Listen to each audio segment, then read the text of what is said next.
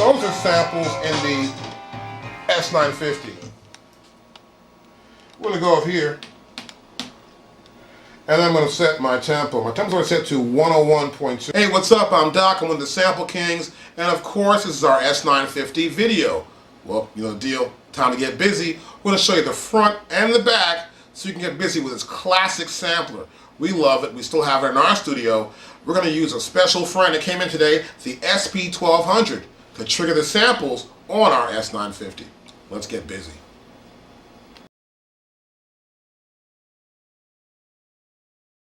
Now this is the back of our S950. As you can see right here, we have our mix output. These are all our outputs. We have a left and right also for a left and right stereo output. You can send your samples out of left to right, or if you take a stereo sample in, you can send them out left and right. We have channel 1, 2, 3, 4, 5, 6, 7, 8.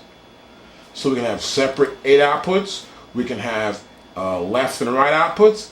We can have mix out. We can have all on the same time. It's really cool. Next we have our voice out.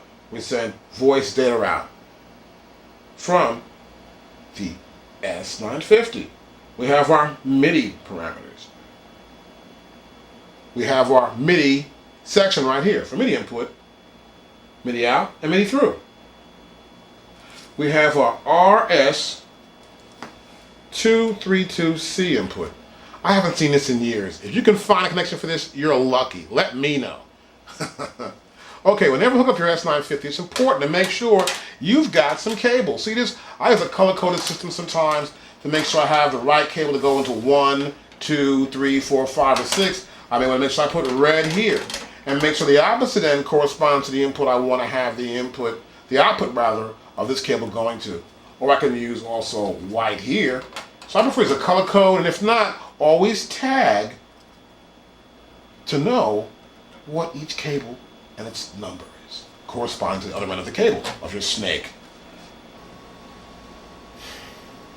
This is the front of our S950. Now you got to be familiar with your modes. And they're right here. We have play, record, edit sample, edit program, MIDI, utility. We have our disc and master tune, which is pretty obvious. Now in play mode, we can select various programs to play. As you can see, I have programs. I can press like 1 and it goes to this tone program. Or I can press 2 and it goes to this program right here. We can go to record. We can record a new sample in. We can even edit that sample here. Now the cool thing around getting to each mode, in order to get from one section to the next, we can go from one page to the next.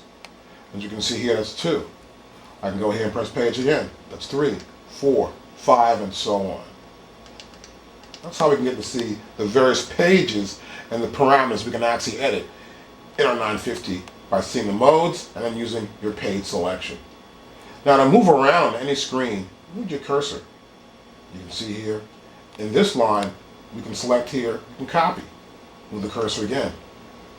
In the bottom line, we can either rename the sample or press the minus sign to delete that sample. Here in program, move the cursor again. We can change the MIDI. See, we can change the key sound. So check this out. The cursor gets you around on that particular page. Now sometimes I'm going to put parameters in and we have our keypad right here. We have to put a off or an on, or a plus or a minus, or of course from 1 to 0. Now this little section here is sort of like a little crib note to help you get around. To understand certain things you have to always probably do is remember how to do replay, start point, end point. These particular items are belong to each specific mode that we would normally use a lot in programming. Particularly, of course, save, erase, and of course, edit our program and edit our sample. You can also create space for letters. You can also go to letters. Enter button. This is a playback button. Let's say we got a sample in here. I'm going to go to edit sample right now. I just press edit sample right here. I got this beat called 808 beat. I'm going to press P to play back that beat. So I hear that beat. I gotta go to monitor. I wanna pick the program. I'll press enter here. I'll go back to the first page. Now I'll press playback. Okay, now I've got that sound lined up. I'll press playback. I can trigger the playback of the sound that we see here in our edit sample. That's how you use playback. Almost anywhere, providing the actual program's up, it'll trigger that sample right there. Okay, now here, of course, we have our record volume here. We can increase the amount of input, of course, of the signal going in to our S950. Here we can monitor that signal to the monitor. This, of course, is our output for left and right. This is our input signal right here. Input. And this is our mic input. There's a line, this is a mic. We can also use a trigger, a record playback trigger, to trigger the sample. To either record or trigger to playback. Here, of course, is our control knob. We can circle through our pages also, even through parameters. Once we move the cursor over, we can use the control knob to get the parameters faster or to run through our pages quicker. Okay, it's time to sample. Let's get busy.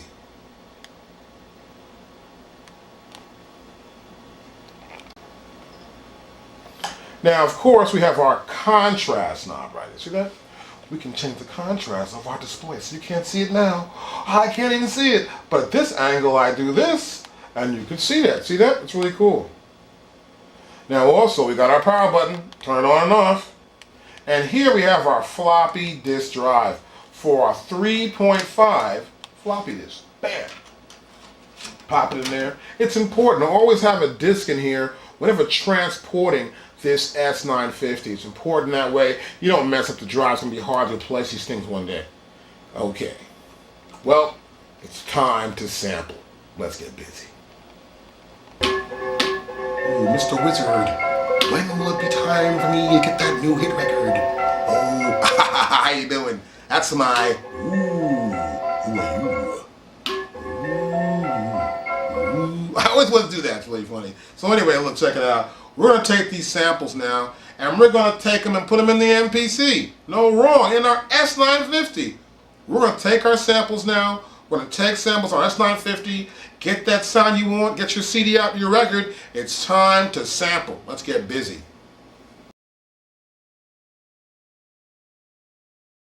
Okay, well look, now it's time to sample something. I got one of my Sample King CDs out here, which is like our hip-hop guitars, really hot CD we're selling. And we're going to put it in here, and we're going to check it out and take a sample. I'm going to press record. Now the first page I get here is the name of sample to be recorded. You want to get that name right. I'm going to call this one 2. As you can see, I called it 2. Now I'm going to press enter. Okay, next page. I'm going to use this program I already set up, where I have a beat in it already. I want to make sure my audio source is an analog input. It's not optical, it's not phono, but I have an analog input. Next, we'll select our bandwidth. As you can see here, we can go from 3,000 to 19,002. In this case, I want to use a smaller bandwidth. I don't want to get nothing really high. I'm not trying to get a really ultra high sample. This is a 950, so it gets a little darker sound. Get a little darker sound of this. I'm not going to use so many frequencies to sample. I'm going to go within the 10K range. You got that? It's 10,000 hertz. The previous selection we had before. Now here, the amount of recording time we're going to have at that particular setting, which here is the audio bandwidth, we can have between here and here, up to almost 20 seconds. I'm going to take a 2-second sample. I've increased. Let's go back to here. I'm going to increase the sample. I'm going to turn the knob, the dial. See this? I'm turning my dial right here. I'm increasing the amount of sample to the maximum I can go to on this particular sample. I want to go, let's say, I'm going to do almost 5 seconds. Say, a little guitar part. I can chop it up or something. Right there is good enough for me. I'm going to go here to next page. I'm I'm gonna make sure that this key is where it's gonna be played at naturally. I hit that one pad, that's where the natural sound of it's gonna be. But actually, I'm gonna pick a pad to play with. I want it to be natural at this pad here, 42. Now, see that? That's F1. I'm using my SP1200 to trigger the sound. Because the MIDI output here is showing it here. See that? So I know that when I hit this particular pad, and it's on a particular bank, I know that that's what the sample I'm taking now will sound natural at. See? That'll be the pitch of sound being recorded. Next, we have start with any key. I can press any key to start it. I can press a foot switch to start the sample being recorded. I can also do the audio level. I'll select audio level, and here I have a threshold, as you can see. This big T here. And this knob here, sets the trigger level. I can turn them down to there, and once it passes this trigger level, it starts to sample. So right now, we're going to take a little sample. We're going to press our play on our CD. And see, there's a level. See, now watch it. Passes it, you get a little sharp sign there. See that?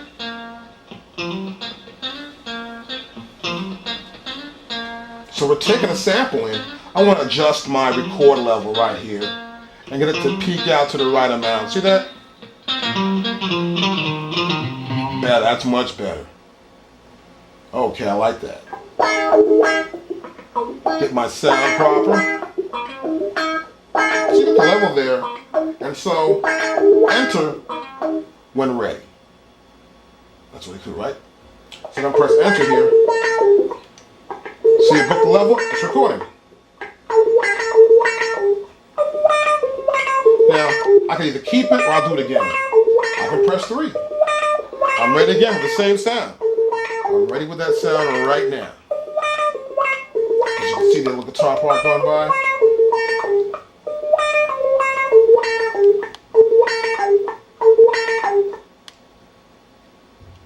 Now, press enter.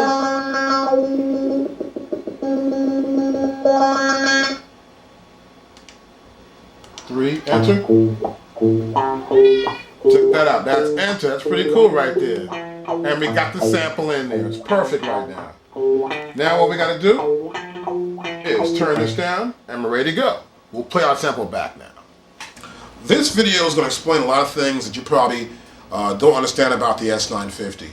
But you need to also go over some pages we don't even show you because you need to really explore further. This video is about giving you a really strong this video is about giving you a stronger understanding of how the S950 works. It's mainly a sampler. So you want to have something to trigger the samples in the S950. In this video we use the SP1200. So you may want to use a keyboard or even, you never know, another drum machine. You can use that as a drum machine itself. Put other sounds in here. This machine was very popular in the late 80s. And it's a great machine to use because you can actually get some really nice, cool analog-y sounds. A lot of hip-hop producers swear by it. They even use it, and they wouldn't even tell nobody, because they know, hey, it gives their sound that sound. We like it. We still own it.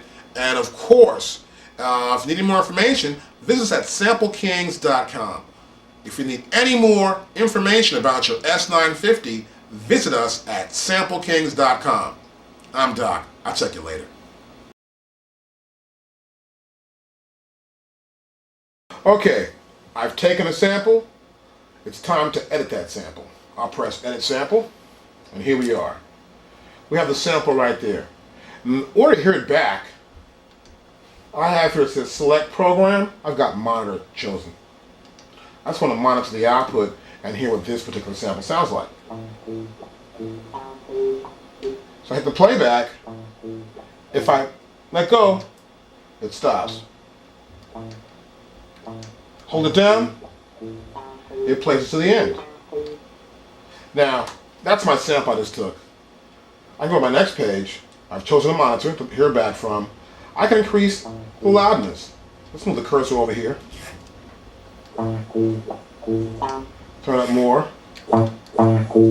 Now this is the pitch that it sounds most natural at, which is C60, which is middle C on the keyboard. And we also have fine tune. I can fine tune the pitch. I can say, I'm going to do this thing to it. And go like play. Oh yeah. Oh lower. Oh, yeah. Back it up. Oh yeah. You know what I'm saying? Low, down, up. So you can always change the pitch of that particular sample when you edit the sample. We have replay now. By pressing it, clicking here, that's one shot. That means you hit it one shot, bam. Then we got looping where it goes to the end here. We can go to like, move the cursor to here. Go to 2. Or insert 2, excuse me. And then it'll try to loop it. It'll go to the end, but it can't loop it. We must set the loop parameters in if you want to loop it to itself. We also have alternating, which you press 3, and it'll alternate between one shot and looping. Now, in this case, we just want to do the one shot. That way we can trigger it from another source and make that source sequence the triggering of this sample. We have the time direction. Normal, of course, and then there's also reverse. We can go to here, move the cursor over, press 2, and press enter, and we've got revert. Well, that's cool. That's going to be my next new track. I like that. Oh, that's hot. That's really hot. I'm feeling that. That's really cool now. So now we're going to do, since we got that plugged in, we're going to go back to 1. Let's press hit for 1. Let's press enter. And we're back in the natural direction that I was intended to be in right there. We'll go here to track number, rather the page number 5. We got a start point. We can change the start point of that sample. We can move the cursor over to right there and then press playback. We can go back to the top. Or go up there. That's the course, and here is the fine tune. To get the right piece you want to get that sample. Let's say we're here, we got this thing. Here's it. This is a little bit late. Well, I'll turn this up some. I want to fine tune the first hit.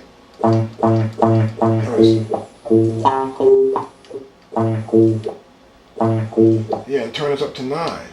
And enter. You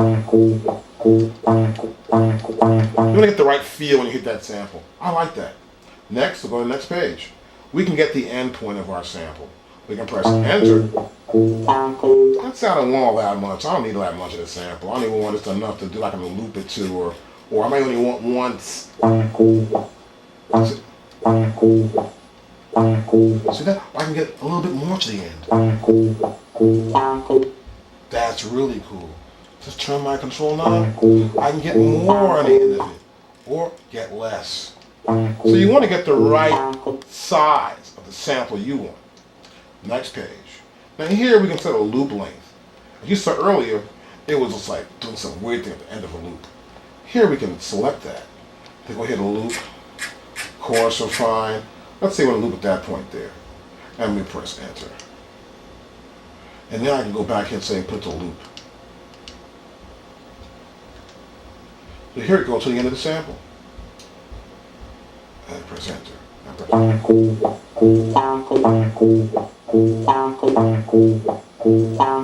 So let's say I had a beat.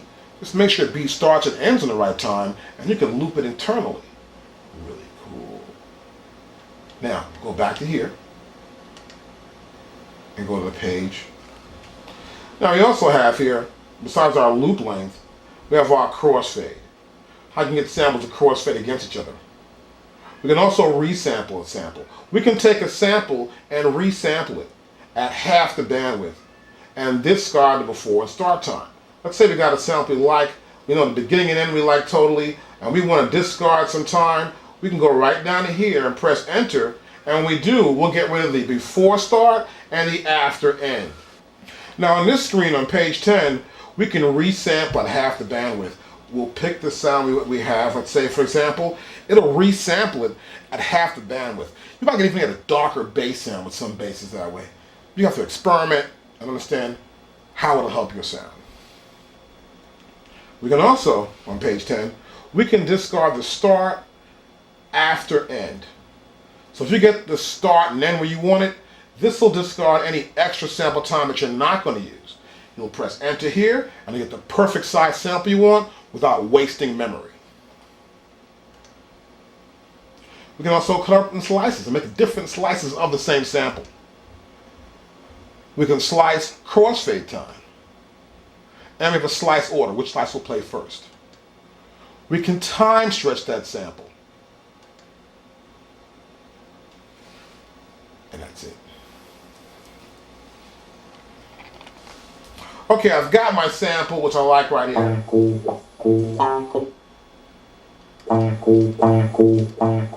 So I can, yo, what's up? Now it's time to edit our program. Now we've got our samples. We have to make a program up. Now a program consists of key groups. Now this means that, let's say, one key group could be a certain length on the keyboard. I got a keyboard right here. Whoa, here it is right here, okay? Check this out. Now, for example, I could have a note right here. See that right there? This note here is C. I can make this a key group, or I can make it go from all these notes here to here. And this entire range could be one key group. So I can have a sample, say it could be a bass sound. I want it to play from this note to this note, including all these other black keys here. That would be my key group range. Or I may only want one sample to play. I want this one sample to play at C. The key group start, or the first, the low, is here, and the high is here.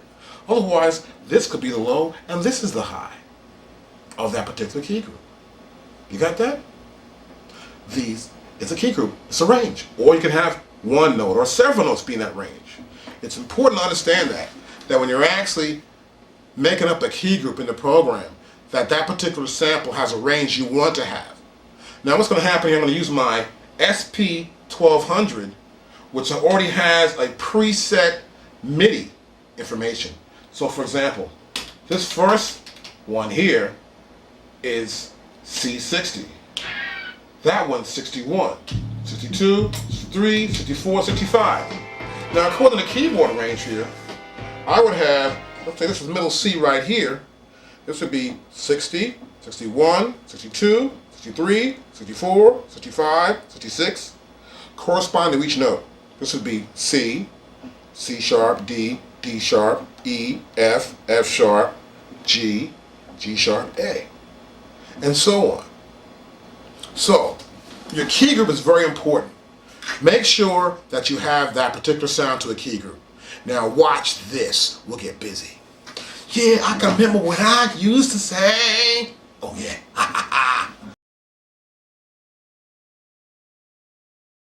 Right now, I'm going to go to a program. I have a bunch of samples, and I've already made a program to go with my SP1200. Now I put down the instrument here in this case, and I put down my RPM, which is my beats per minute, how fast it's going to go here. So I have 101, which is 101 BPM. You got that? Cool. That's why I can name my program here. I can also rename it if I want to. I can go to here. I can either copy this program again, or select a new program, or I can rename that program or delete that program. See? As you can do right there. Just follow the cursor. It's pretty simple. Now I go to the next page. Next page is my MIDI program page. See right here? We can control the key loudness, and we can also control the positional crossfade off or on. We have our key group. We're going to select the key group. We have from 0 to 16. We can add a key group. We can put, get. We can also copy a key group and delete a key group. We have velocity, which switches the threshold. See this here? It's our velocity. That means how hard we hit the actual sample. And here we have the key group on page 5. Now each key group represents where the sample's at on that key. Let's say a keyboard. Here we have that this sample's triggered at C360. That's the low key and the high key in that key group. The next key group we have here at 61, which is our horn cut. See this? And it's triggered only by this note. That's the low and high key. So any of the note you hit won't trigger this note, this sample. But it will trigger this sample if we hit C3 sharp 61. And see, it's the high and the low. So that's the range of that particular key group. And so we've made each sample, as you can see here, have a particular key range. So I can trigger that sound by hitting, let's say, a pad of an instrument that has MIDI output that I send back into here.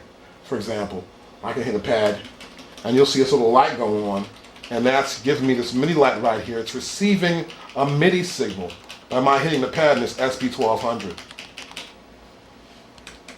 Now I have the SP1200 already set up to go, where I have each pad represents a different sound. That's a 808 drum sound. That's my first pad on my SP1200, see? And this says 1, see that? I can go to pad 2, and this of course says C3 sharp. I got a little horn cut there. I go to 3. The bass line, see that? So I have each pad which represents that one note, which is controlled by this key group. This key group is controlled by that pad. That means that 1, I trigger this sample, which is at C60 and the high and low key C60. Only that note will trigger it. And by hitting this pad here on the SP1200, this note here, I've already set to trigger only C3. So when it goes to the MIDI cable, it comes back to the machine, my program is set to trigger that sample. Next, we have the loudness of that key group. We can filter that key group down. I can go to here, move the cursor over, and get to the filtering.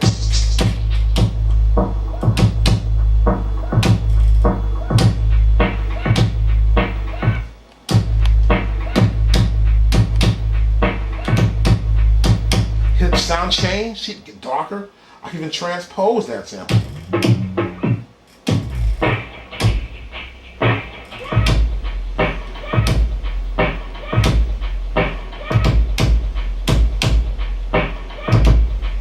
We can filter the sample and change the actual frequency of that sample. We can even fine tune the filtering. This is cool. And we can notice on page 6, we can do it with any one of our key groups. Now we can also affect all the key groups. See that says all? I can change every key group's volume, every key group's filter, every key group's pitch. It's like a master tune for all the key groups. Or we can go individually to any key group and change its pitch, filter, or the transpose or the fine tune of any individual key group. So we have a sample here, or this sample here. That sounds too loud to me. And we're going like, why is it so loud? And Caleb says, look, man, turn it down. I go to here, I turn it down. Oh, I turned it down. That controlled that key group. See that? Really cool. I may want to get the filtering out. Maybe too sharp, too squeaky for me. Well, you know, I want to get that sound.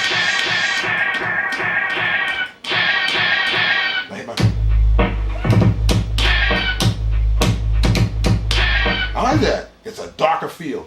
This is music. You got to be creative with the color you use and how you want to use that particular sample. With the S950, we can control these parameters here in our key group on page 6. The next page, we have here, we control sample, see here? Activated at -C, there's no sample here. This is for this key group. If I want to load a sample here, I can change the key group. Control the velocity and the threshold level. We're not going to use that. I can use a loudness filter. We can also change the attack, the decay, the sustain, the release of that particular key group. Of course, and the VCF. We can change the envelope on page 10. The attack, the decay, the sustain, and release for each key group. Velocity, loudness, attack. The sensitivity, the filter, the warp. Experiment. Find out how to use these other parameters. We'll teach you the basic functions. From here, though, I want you to learn more about the functions with the filters here on 15. We have the one shot, which is on, and a constant pitch, which is off. if the constant pitch is on for that key group, no matter how we change the tuning, the pitch will be the same. Remember that. This is our key filter. Now go to the next page. This is our MIDI setup. As you can see here, we're set to all channels for this group. We have our output. This key group is coming out of output 2. There are 8 outputs.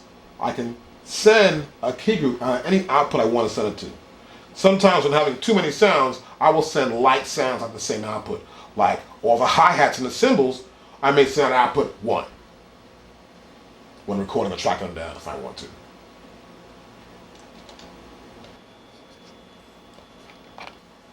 Okay, I've got each sound going to a particular key group, as we know right here. And so I've got each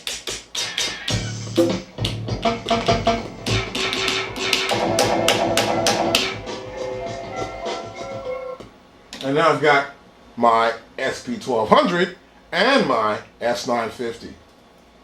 Well, here I'm going to demonstrate those sounds. First of all, I want to probably make sure the sound is triggering properly. I'll press these samples here in a decent level.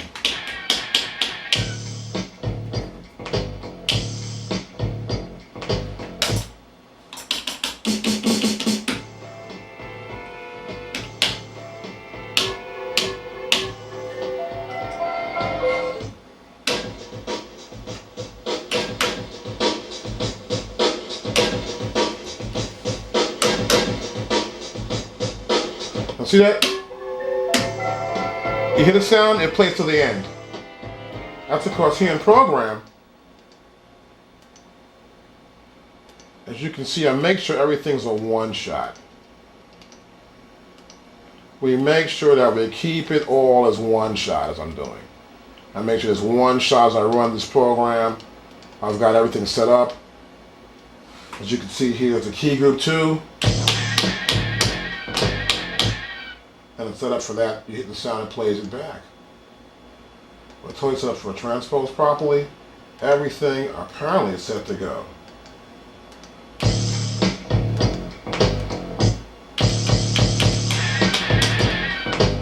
Now I go to key group 2. Now suppose you got a sample you like, but you don't want it to play to the end. Now here's what I'll do. You see that says one shot? Now I go to key group number 3. Now, that's the bass sound. Now watch this. I'm going to turn one shot off. I'll press off here. See that? We cut it off totally. The one shot's not on. Let's put it back on now. Let's go to on. See that? Make sure you have the one shot set so when you trigger it from a separate source, I can control it start from the beginning again. And that's how I'm doing it. Now the basic thing here is to have the right tempo. In this case, I've already set all these samples up to be at a BPM of 101. So I have this sample, which is my first sample, here.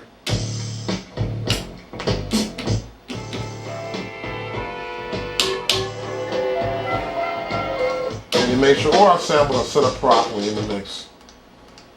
Now what I have to do is just sit up here and actually just make sure I have the right sound going on. You know, want to make sure I have the right sound, the right output.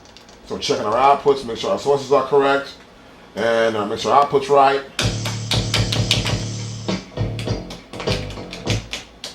Great. Well now, I'm gonna loop a beat up here. Got a loop here on top of here.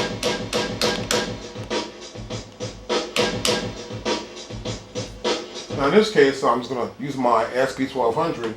I'll press, get a little metronome going.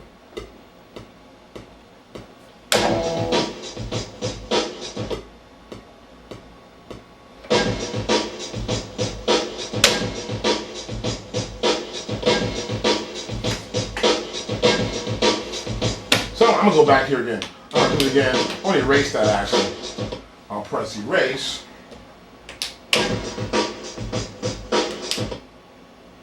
And now I'll do it again. me get my metronome perfect.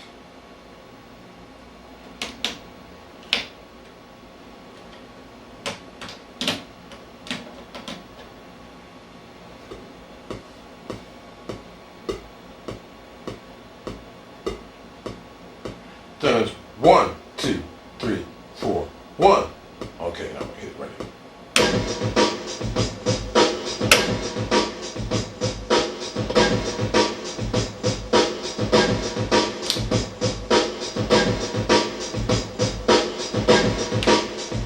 So I've got a decent tempo going here now.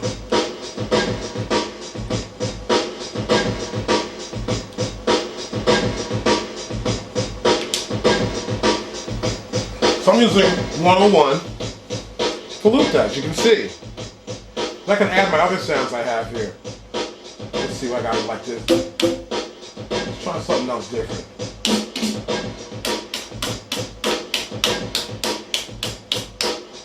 Press here. Is that the right time?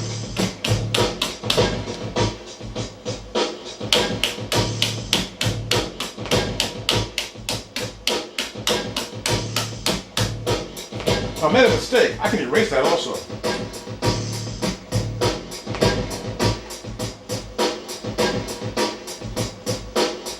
See that? So my sequence is moving right along here. Got a hi-hat maybe. And a snare.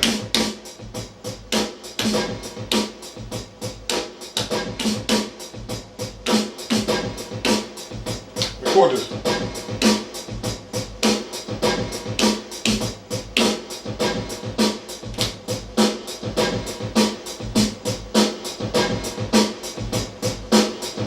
Always important too to make sure you have the right quantize. That didn't work out. I want to erase that sound.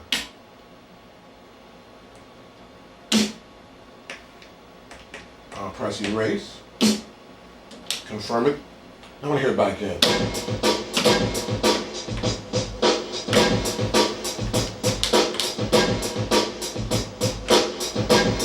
So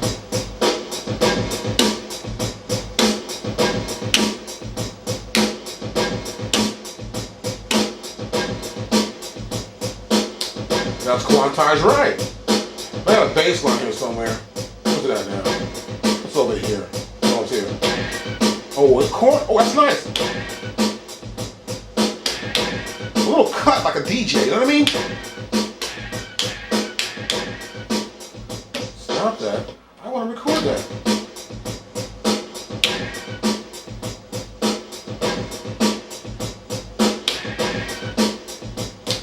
Cool.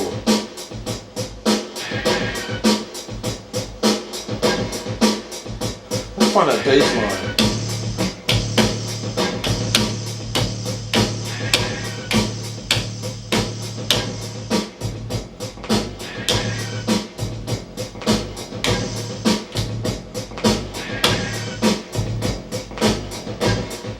I'm gonna start recording that sound. I like it. 2, 3, 4. 1, 3, 4. 2, 3, 4. See, I'm looping the sounds up in my S950. Using my SP1200 to trigger the sounds. Even while this program's going along, I can even edit some samples. I can go along here, I've got my loops going. You know, I'm gonna do is change that bass sound. I'll go and maybe make it a little darker or something. I may go back to here and look for the key group that bass is on. Oh, there it is right there. I've named the sample. I'll go to this key group. You know, I might want to filter it down darker, bring it down.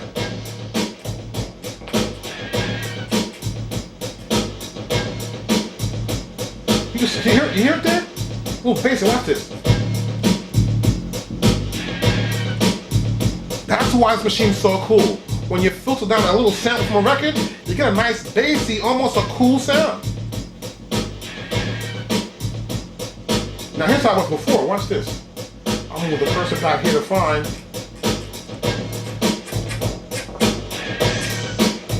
So you can hear more of it in the background. Here, down here.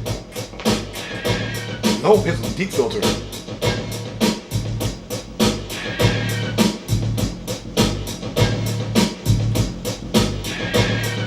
And you can adjust the level of that particular sample in that key group.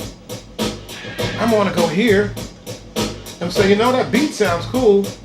I might want to like, I don't know. Let's increase the level of that beat. Let's get the sound so it dominates some. So you can adjust the parameters. I may want to just do some transposing or whatever. It's really cool. So we use our S950 to maintain our samples, keep them in the proper key group. We can adjust those samples in that key group. We're using, of course, an SP1200, the classic setup. And since the beginning of hip-hop, it's been a pretty big setup, is the SP1200 and the S950. But you can use a keyboard or any MIDI instrument that sends MIDI information or MIDI data out, of course, and we can know it's being received here by seeing our MIDI receive, as you know already. And that's how our S950 works.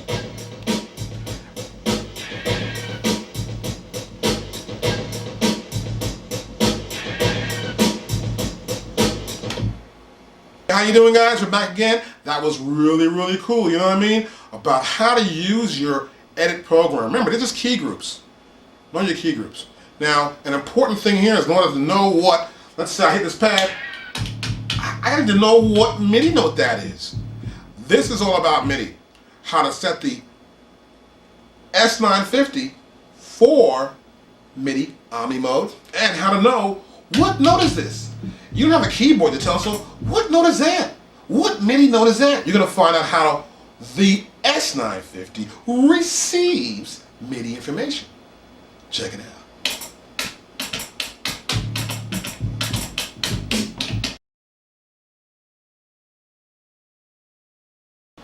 Okay, here, when the program go to MIDI, I'm in MIDI now. Now here, as you can see on page 1, I'm set to basic MIDI channel. That's from 1 to 16. Here it's set to 1. Now I have my Omni on or off. I have my Omni on. I want to see all MIDI information. Next, we can MIDI test.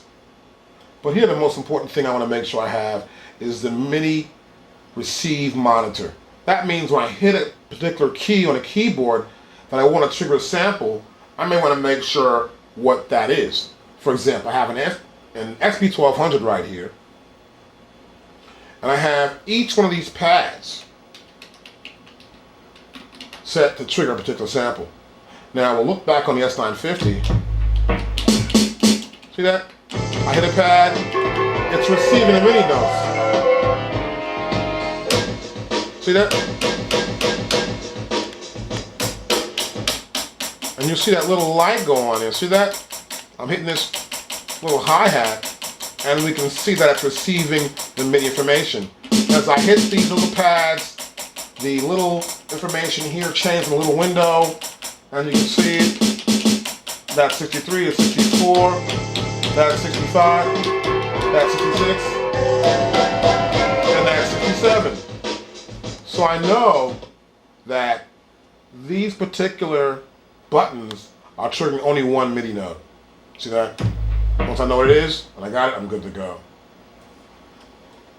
Now, once you have the information tucked away there on our S950, we can also set it to take program changes. In case you want to change different programs, we have this on, we can actually control that from another output source. And we can control the loudness, the pitch wheel information, in terms of semitones, like we do bend the note on the keyboard. So with S950, we can use it with a keyboard and actually change and bend tones and bend sounds. You can see here by semitones if you want to. And of course, this is by 7 semitones. Next, we have our control. We can use the cable for the RS232, which I haven't seen in years actually. And we can use baud. I wouldn't suggest using it, it's not that accurate anymore. It's hard to find, but the best way to control our S950, of course, is through MIDI. And now, we're going to play back that program by using the S950 to trigger it, so we can play a little sequence. Okay, here, when the program goes to MIDI, I'm in MIDI now. Now here, as you can see on page 1, I'm set to basic MIDI channel. That's from 1 to 16. Here it's set to 1. Now I have my Omni on or off. I have my Omni on. I want to see all MIDI information. Next, we can MIDI test. But here the most important thing I want to make sure I have is the MIDI receive monitor. That means when I hit a particular key on a keyboard that I want to trigger a sample, I may want to make sure what that is. For example, I have an SP1200 right here, and I have each one of these pads set to trigger a particular sample. Now we'll look back on the S950. See that? I hit a pad, it's receiving the MIDI notes. See that? And you see that little light go on there. See that? I'm hitting this little hi-hat, and we can see that it's receiving the MIDI information. As I hit these little pads, the little information here changed in a little window, and you can see it. That's 63, it's 64, that's 65, that's 66, and that's 67. So I know that these particular buttons are triggering only one MIDI note. See that? Once I know what it is, and I got it, I'm good to go. Now, once you have the information tucked away there on our S950, we can also set it to take program changes. In case you want to change different programs, we have this on, we can actually control that from another output source. And we can control the loudness, the pitch wheel information, in terms of semitones, like we do bend the note on the keyboard. So with S950, we can use it with a keyboard and actually change and bend tones and bend sounds. You can see here by semitones if you want to. And of course, this is by 7 semitones. Next, we have our control. We can use the cable for the RS232, which I haven't seen in years actually. And we can use board. I wouldn't suggest using it, it's not that accurate anymore. It's hard to find, but the best way to control our S950, of course, is through MIDI. And now, we're going to play back that program by using the S950 to trigger it, so we can play a little sequence. Okay, well, that was pretty cool. MIDI's a great thing to use, understand it. It'll be your friend. Well, look, it's time to save data. It's important to save the program information, to save the samples that go along with that program. Sometimes you may already have that whole program on a disk. You may take one more sample, or you may want to just save that one sample, or delete a sample from the disk, or delete a program from the disk, or save a new program, or edit that program. As you can see, we can save and edit many things.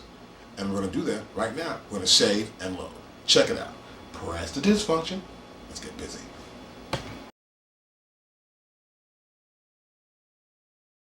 Now, it's important to always save your data. Once you get something started, you want to save your data. I just pressed disk, as you can see here, and it's an S900 format of this disk. And as you can see here, it's 48% full. Now, I can go to my next page. We can clear the memory and load this entire disk by pressing 1. Or we can just load the disk. Or we can clear previous. Got that? Here we go. We can load a program. We can select a specific program on that disk to load. Let's say, for example, you got some samples on that program you saw I had before. I may want to load a new version of that program. I may have messed up something. I'll go here and find the program I want to use. That's the program on the disk. As you can see, I'm in the disk section. I will now go to here. I can load program only, or I can load the program plus the samples that belong to that program. Page 4, we can load sample by pressing enter. We can go to, of course, select a sample we want to load and press enter, or we can load all the samples. Page 5, we can clear the volume and save the entire memory. That means we can wipe this disk and then save the entire memory. Our disk is right over here, of course, on our drive. We want to make sure that we can save the memory.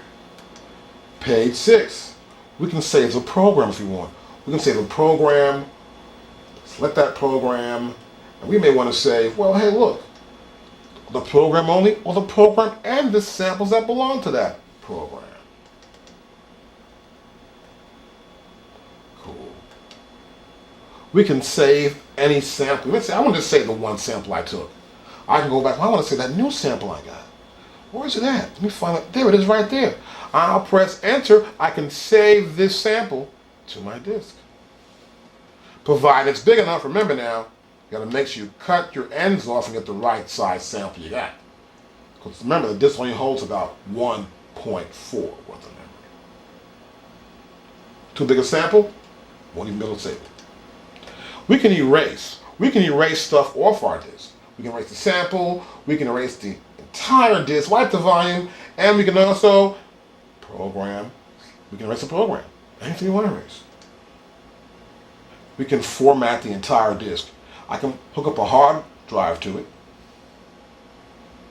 and I'm ready to go on my floppy. It's really cool. We can load drum settings. I can have settings like drum sounds. I may want to have this is the drum machine sort of like and have drum sounds in it. I can load the settings I have previously set up on my disk. MIDI program changes. We can park the hard disk. This makes it safe for transport. And these are the functions we have on S950 to save data and to also control and catalog the data that we actually save and store. It's important always to store and save your data constantly. I've got my sounds here. These are sounds in my SP1200. I also got the sounds that actually trigger the sounds I have that are on the S950. So here, for example, I will take this. I'm going to turn off all these sounds I have here on the SP1200 that are on this first row. Those are samples in the S950. We're going to go up here, and I'm going to set my tempo. My tempo's already set to 101.2. Got a little metronome going there.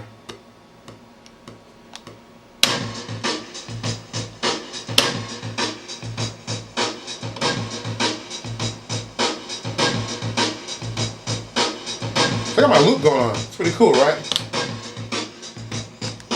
As you can see, I'm in sequence, and this is 101.2. So now I'm going to trigger the rest of my samples. I might want to trigger like a little hi-hat.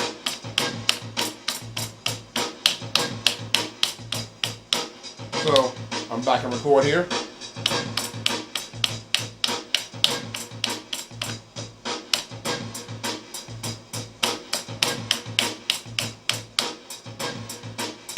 I can maybe, oh, I have a little bass line. That's right.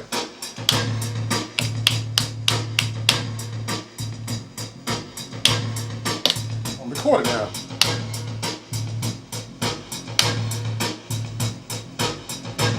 So I'm using samples to actually make a little beat up, a little sound thing going on here. It's really cool.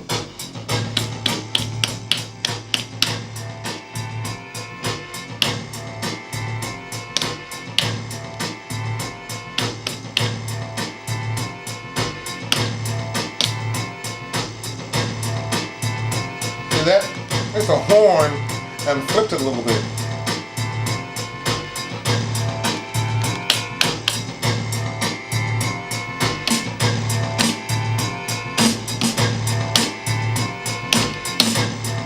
Now it's important to make sure the right quantize value. I want to stop this and make sure my quantize value is right. Now how I do that here is I'm going to check out to make sure I have the proper segment length and autocorrect. I'll press autocorrect. See, it's here set to 1/8 notes. I want to move it to 16th notes. I'll press enter. We're good to go. I'll press record. I'm ready for overdub now.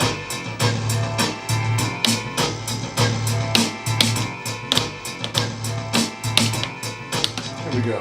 I'm recording this now.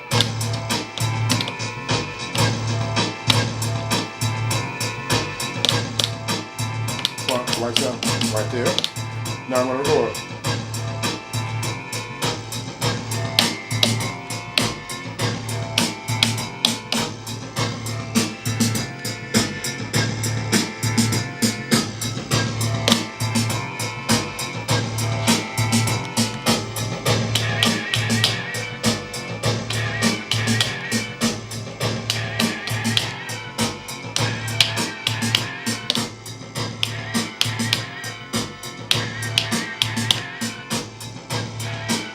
video is going to explain a lot of things that you probably don't understand about the S950.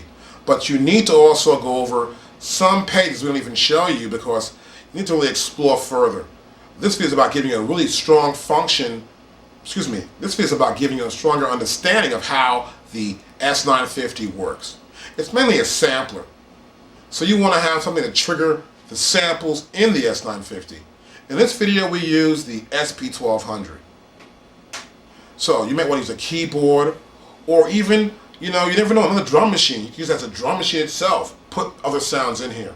This machine was very popular in the late 80s. And it's a great machine to use because you can actually get some really nice, cool analog-y sounds. A lot of hip-hop producers swear by it. They even use it, and they wouldn't even tell nobody, because they know, hey, it gives their sound that sound. We like it. We still own it. And of course, if you need any more information, visit us at samplekings.com. If you need any more information about your S950, visit us at samplekings.com. I'm Doc. I'll check you later.